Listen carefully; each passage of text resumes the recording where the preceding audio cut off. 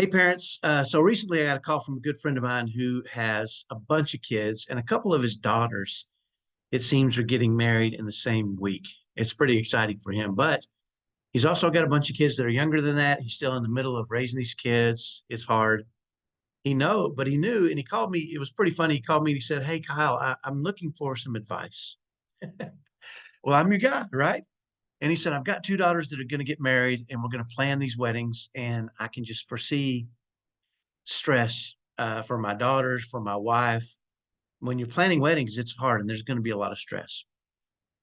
And he said, "What kind of advice for me do you have?"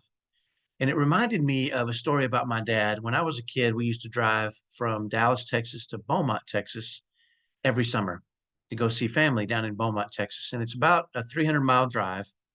And this is back in the late 70s, early 80s when it was 55 miles an hour. And we had an old beat up station wagon. And it seems like we would drive down there, and every time we drove down there, we would break down halfway down or so.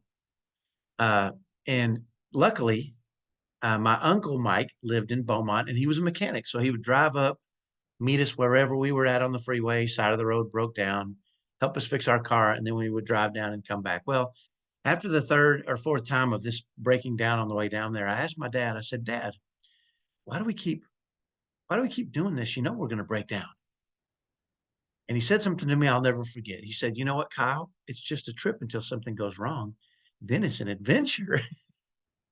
And it's interesting because as I look back on those trips my whole life to Beaumont as a kid, I don't really remember what we did in Beaumont, but I do remember every time we broke down.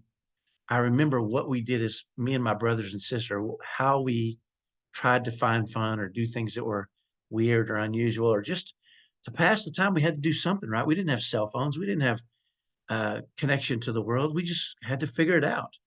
And I remember those things. And so, I told my friend, I said, "You know what?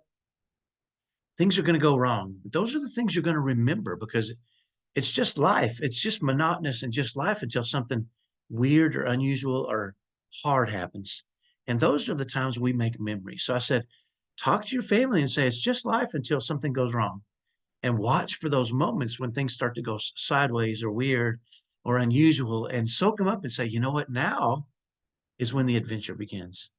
You know, it's interesting.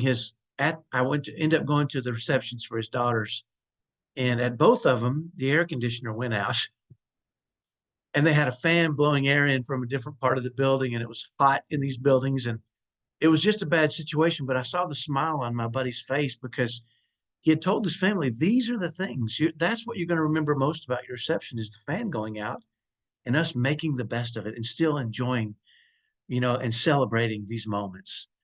And so I want to share with you when things start to go wrong, when things start to get haywire, and teach your kids, hey, it's just life. It's just monotonous life. We can get into these rotations where we're just going through our days and nothing unusual is happening and there's no memories made.